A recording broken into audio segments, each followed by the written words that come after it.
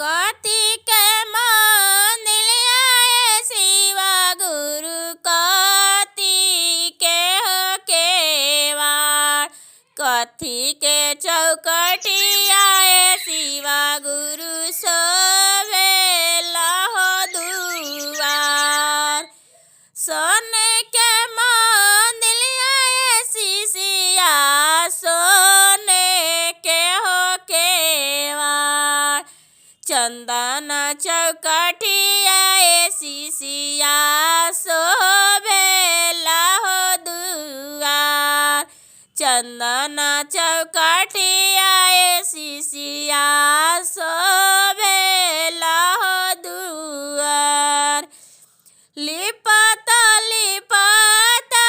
शिवा गुरु तारवा गैल मरखिया तब न हटल शिवा गुरु बाजिनी के हो नाम तब न हटल शिवा गुरु बाजिनी के हो नाम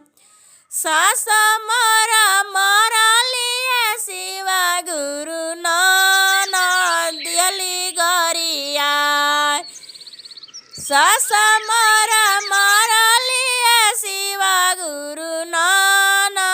दियली गरिया गोतिन मोरा धैलिए शिवा गुरु बाजिनी के हो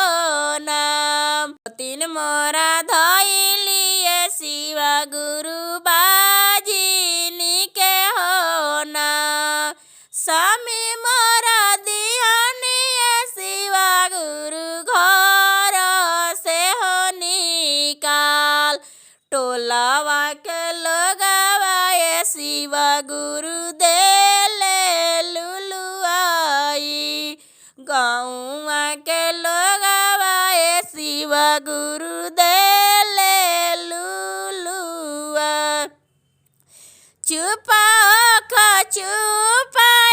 शिशिया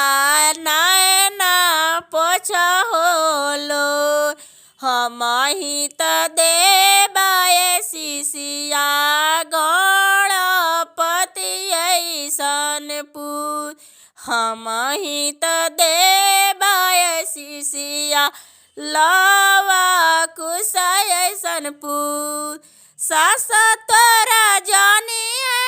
शिशिया ननद मंगियन होने गोतिन तोरा धरी शिशिया लड़कोरिए धरिए हो नाम स्वामी तोरा जानी शिशिया बबुआ वाले ले हो